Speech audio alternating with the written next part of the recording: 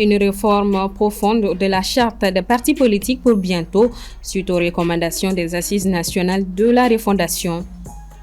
31 ans d'intégration, de coopération et de solidarité. L'UEMOA célèbre aujourd'hui son 31e anniversaire. Nous reviendrons sur les réalisations, les défis et les perspectives d'avenir de cette union qui continue de façonner l'avenir de l'Afrique de l'Ouest. Après une courte pause, la chronique sport reprend de plus belle. Mohamed Kenouvi sera là en fin de journal pour nous parler de la compétition interclub CAF qui a sa 5e journée et cruciale pour les clubs maliens. Mesdames et messieurs, bonsoir, bienvenue dans ce 1945. Le Mali s'engage dans une réforme profonde du cadre légal encadrant les partis politiques. 20 ans après l'adoption de la dernière charte, le ministère de l'administration territoriale et des collectivités, sous l'impulsion du gouvernement de transition, initie une révision majeure. Cette démarche s'inscrit dans les recommandations des ANR tenues en décembre 2021. Paul Yapinguesson.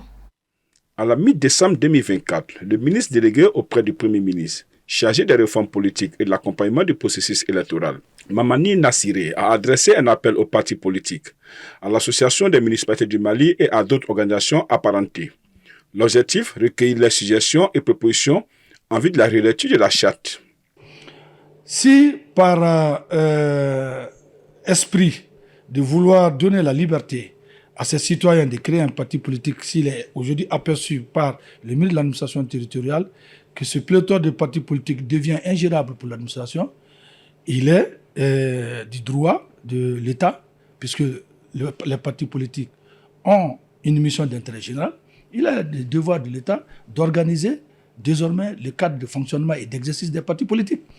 La charte, adoptée en août 2005, est critiquée par son manque de rigueur et a conduit à une prolifération excessive des partis dont le nombre dépasse aujourd'hui les 300, d'où un changement de cap allant vers des regroupements.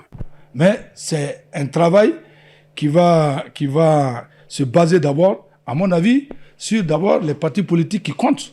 Parce qu'il faut aussi que dans ce type de regroupement que l'administration cherche aujourd'hui, qu'on puisse déterminer, selon les résultats électoraux, quels sont les partis politiques qui peuvent compter. Parce qu'un parti politique, il faut que ça compte.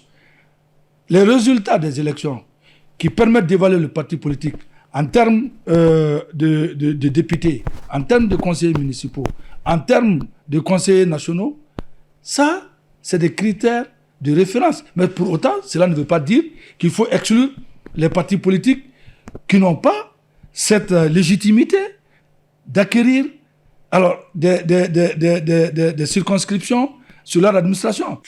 Pour cette réforme de la charte des partis politiques, la question du financement des partis fait également débat. C'est une recommandation ou du dialogue national inclusif ou des assises nationales de la refondation ou du dialogue intermalien de suspendre le financement des partis politiques. Je pense en ce moment que cela est une erreur fondamentale, à mon avis. Parce que il a été octroyé aux partis politiques 0,25% des recettes fiscales. Et ces 0,25% des recettes fiscales, c'est pour aider les partis politiques dans cette mission d'intérêt général. Ce n'est pas donné pour qu'un dirigeant politique aille se servir de ça, s'acheter des véhicules ou, je ne sais pas, faire de la belle vie avec ça. Non. La mission que l'État a confiée aux partis politiques de veille citoyenne, de formation des citoyens, de l'éducation des citoyens, c'est cette mission qui impose à l'État de financer le parti politique à cette hauteur-là. Cette réforme pourrait donc aboutir à un renforcement des exigences pour la création de partis politiques et potentiellement entraîner la dissolution de ceux qui ne respecteraient pas les nouvelles normes établies. Un atelier de renforcement des capacités des responsables nationaux et régionaux initié par le Syndicat national des travailleurs des administrations d'État est en cours à Bamako. Pour en savoir davantage, nous avons comme invité plateau M. Abdoulaye Koulibaly. Il est le secrétaire administratif du bureau exécutif du SYNTAD. Bienvenue à vous. Merci. Alors, expliquez-nous brièvement le contexte qui a conduit à l'organisation de cet atelier. D'accord. Je vous remercie pour nous avoir invités sur ce plateau, pour pouvoir aller en profondeur par rapport à l'organisation de cet atelier. Voilà, vous voyez que nous sommes ici à ce niveau au sein du Syndicat national des travailleurs des administrations d'État, SYNTAD, qui est un syndicat national affilié à l'Union nationale des travailleurs du Mali. Voilà, vous voyez que l'Union nationale des travailleurs du Mali, après son dernier congrès, lors de son dernier congrès, son 14e congrès, donc a vu la nécessité de formation des militants. Et là, c'est à partir de cette volonté de l'UNTM que les structures, les instances sont en train de s'organiser et avec l'impulsion de l'UNTM même, sont en train d'aller au renforcement des capacités. Alors, quelles sont les thématiques à aborder lors de ces 3 jours? On voit qu'à ce niveau, d'abord, il y a un thème central, voilà, qui va vers le syndicalisme, les contextes juridiques, hein, et ça va donner l'organisation. Oui, vous parlez justement de l'exercice du droit syndical, du droit d'organisation et de négociation collective, cadre juridique national et international. Pourquoi ce thème spécifiquement? Oui, parce que vous savez, normalement un syndicaliste, il a une mission donnée et une responsabilité aussi. Donc pour pouvoir en tout cas assumer ses responsabilités et accomplir sa mission, il vaut mieux qu'il soit formé, voilà, qu'il sache qu'est-ce qu'il faut, qu'il sache où mettre et qu'est-ce qu'il faut, où aller, voilà, pour répondre encore aux besoins des militants et surtout, en tout cas, contribuer davantage au développement socio-économique. Au niveau du SYNTAD, qu'en est-il du pacte social? Ok, et le pacte social, vous voyez que c'est à un niveau où il y a un engagement global, je vais dire, c'est-à-dire un engagement des partis, les syndicats, les gouvernements et les patronats. Donc le pacte évolue, c'est-à-dire la mise en œuvre continue. Et il y a même une commission qui est en train d'évaluer et à vouloir aller à l'extinction des procès-verbaux, des accords. Alors, après cet atelier, quelles sont les actions concrètes que vous projetez de mener? Bon, après cet atelier, d'abord, vous voyez que l'atelier regroupe les responsables du bureau exécutif et des commissions, surtout les responsables régionaux. Donc, il va falloir en fait faire un débriefing. On va faire une restitution et à vouloir partager, c'est-à-dire ses connaissances avec les militants de base. D'abord, et il a été recommandé à toutes les structures en fait d'organiser encore, c'est-à-dire d'autres séances de formation. Je pense qu'on va s'y atteler. On va s'atteler à cela pour que maintenant les autres militants à la base soient au contact de ce que nous apprenons ici.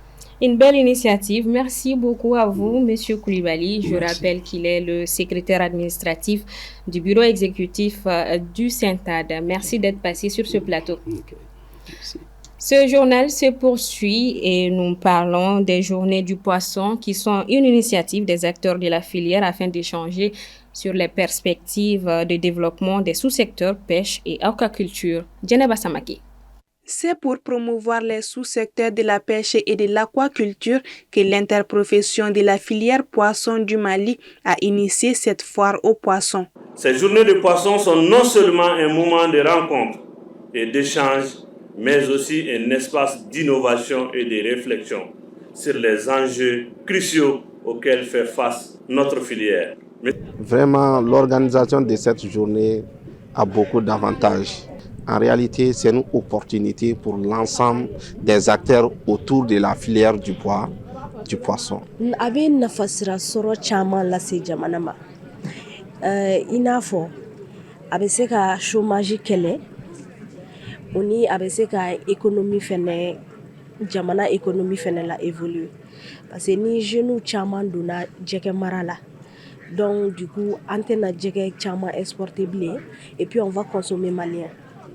Les thèmes choisis Filière poisson, source de création d'emplois, de richesses et de réalisation de la sécurité alimentaire et nutritionnelle, est l'occasion de poser la problématique de la plus-value de ce secteur à l'économie nationale.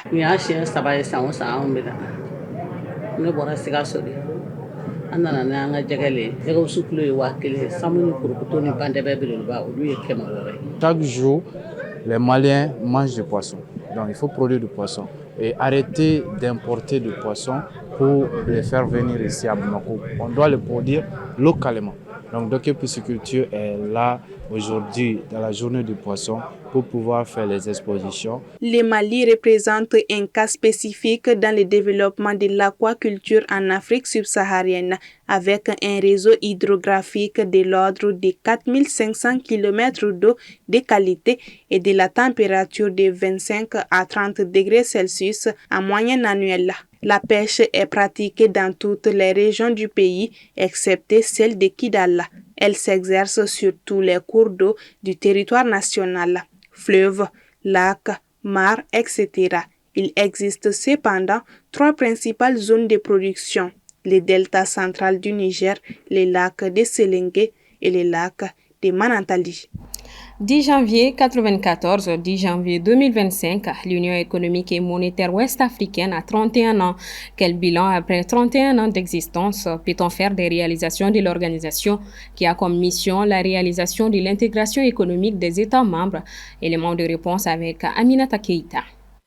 C'est dans un contexte difficile, marqué par la dévaluation du franc CFA, que les dirigeants d'alors de 7 pays de l'Afrique de l'Ouest, à savoir le Bénin, le Burkina Faso, la Côte d'Ivoire, le Mali, le Niger, le Sénégal et le Togo, ont signé le 10 janvier 1994 à Dakar la naissance de l'Union économique et monétaire ouest-africaine. Objectif, renforcer l'union monétaire née 32 ans plus tôt par une intégration plus économique. La Guinée-Bissau les rejoindra le 2 mai 1997. Cela fait 31 ans que l'UEMOA a été porté sur les fonds baptismaux. Depuis, les 8 États liés par une monnaie commune, le franc CFA, décident d'unir leurs forces en vue de promouvoir un espace économique harmonisé et intégré. Il s'agissait ainsi, à travers cette commémoration des 31 ans de l'Union économique, de jeter un regard sur le chemin parcouru. Des avancées majeures ont été réalisées en matière de gouvernance économique. L'objectif ultime, c'est quand même la libre circulation et de faire baisser, d'éliminer carrément les barrières tarifaires et non tarifaires. Mais aussi, à travers cela, aussi, il s'agit surtout de créer des conditions pour une croissance économique soutenue, durable et inclusive pour permettre l'industrialisation, la convergence macroéconomique au sein de l'Union, permet à des États qui sont à différents niveaux de développement, à travers la surveillance multilatérale, de se rapprocher, de converger et d'avoir cette monnaie commune et d'avoir cette discipline fiscale et monétaire. Nous pouvons dire que l'Union économique et monétaire a atteint ses objectifs parce que si vous voyez le CFA qui est arrimé à l'euro, c'est l'une des monnaies qui s'est dépréciée le moins en 2024 face au dollar US. Et d'environ 6%, alors que la plupart des monnaies ont perdu beaucoup de valeur, se sont dépréciées face au dollar. Dans son message à l'occasion des 31 ans de l'Union, le président de la commission de l'UEMOA, Abdoulaye Diop, a déclaré, je cite, « 31 ans après la création de l'UEMOA, des réalisations concrètes partent d'elles-mêmes. En témoignent les progrès en matière de convergence macroéconomique, d'harmonisation des législations et des politiques sectorielles dans les secteurs économiques et sociaux. » Fin de citation. Ayant le franc CFA en commun, la question de cette monnaie est aujourd'hui source de polémique dans certains pays, d'où la question de son avenir. Vous savez, tous les pays membres de l'UEMOA font partie de la CEDEAO. Et comme vous le savez, l'actualité oblige, il y a 3 pays de l'UEMOA qui ont décidé de se retirer de la CEDEAO. Mais l'objectif, c'est que quand l'ECO, la monnaie de la CEDEAO, sera créée, et le CFA pour les 8 pays va disparaître, et les 7 monnaies nationales vont disparaître pour laisser la place à l'ECO, qui sera la monnaie de la CEDEAO. Mais comme ces 3 pays se retirent et sont membres du CFA, évidemment, comme le CFA va disparaître, est-ce que ces pays vont créer leur monnaie ou est-ce qu'ils vont adhérer à l'ECO de la CEDEAO? Pour rappel, à la tête de l'UEMOA, il y a une conférence de chefs d'État et de gouvernement et un conseil des ministres qui assure la mise en œuvre des orientations. Elle est aussi constituée d'une commission servant d'organe exécutif siégée à Ouagadougou au Burkina Faso, d'une cour de justice, d'une cour de compte et une chambre consulaire régionale.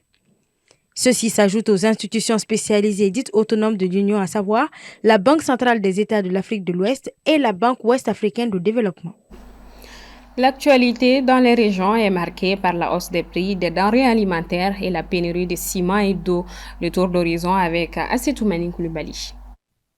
Nous débutons cette page d'information à Gao. Alors que les populations font face à une puissante pollution des eaux, le prix du ciment est également à hausse. Une situation préoccupante qui dénonce les revendeurs. Actuellement, la tonne de ciment dans la localité a connu une flambée.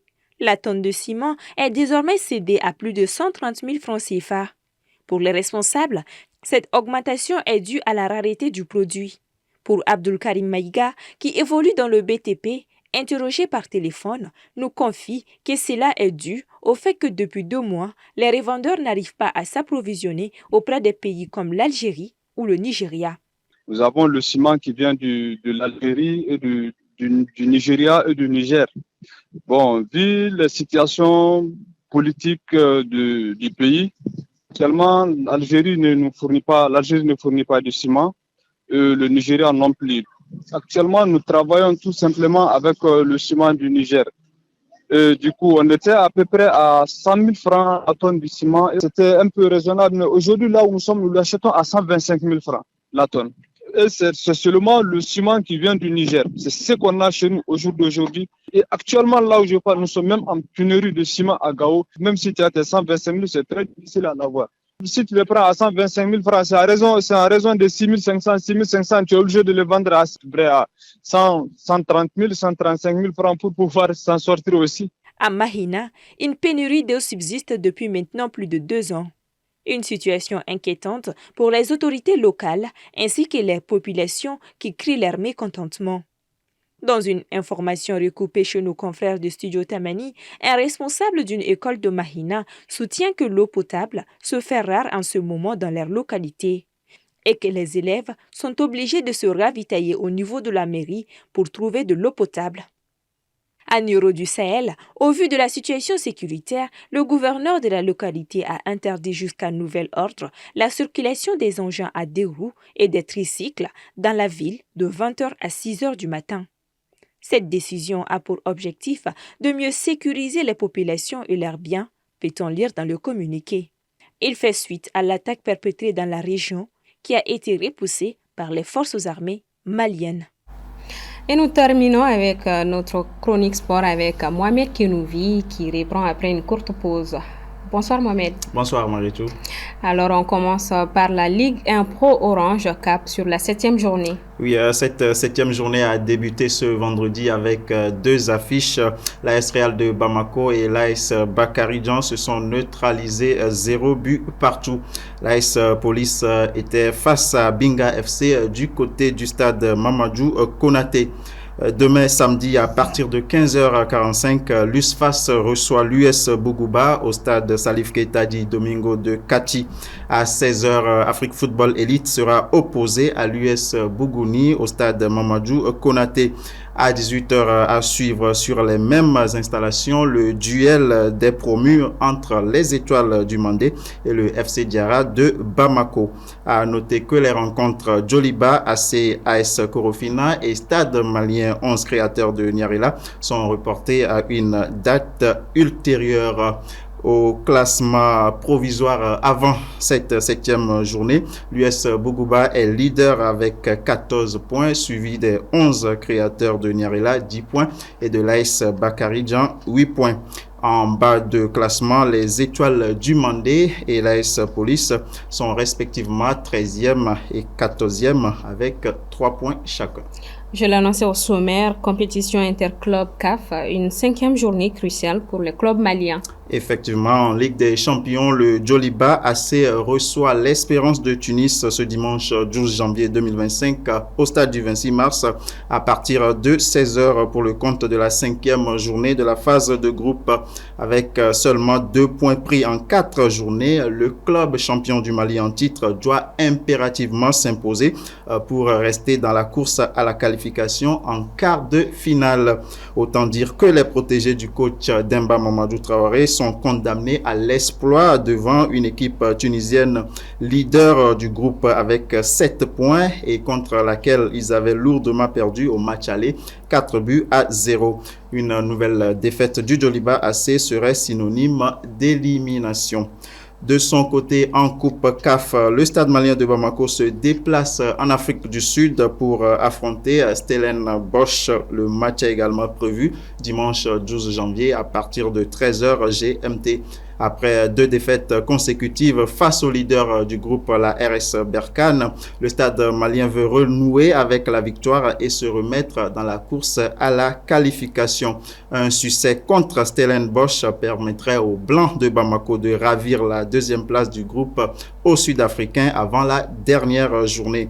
En cas de match nul, ils resteront tout de même dans la course à la qualification, mais une défaite les éliminerait de la compétition. Toutes les chances donc du côté des clubs maliens. On va terminer avec la date du tirage au sort du CHAN 2024. Un peu moins de 2 semaines après la fin des éliminatoires du CHAN 2024, la CAF a levé le voile sur la date du tirage au sort des groupes de la phase finale. L'instance dirigeante du football continental a annoncé que ce tirage au sort aura lieu le 15 janvier prochain au Kenyatta International Convention Center à Nairobi. Au total, 18 pays sont qualifiés pour ce tournoi, réservé donc exclusivement aux joueurs locaux évoluant dans les championnats de leur pays, en attendant la dernière place attribuée par la Confédération africaine de football, suivant des modalités bien définies. Le CHAN 2024, décalé donc en 2025, se déroulera du 1er au 28 février 2025 au Kenya, en Ouganda et en Tanzanie.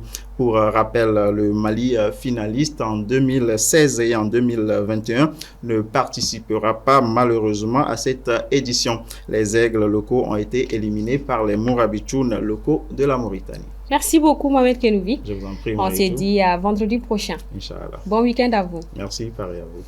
Fin de ce 1945. Merci à vous de l'avoir suivi. Bon week-end à toutes et à tous.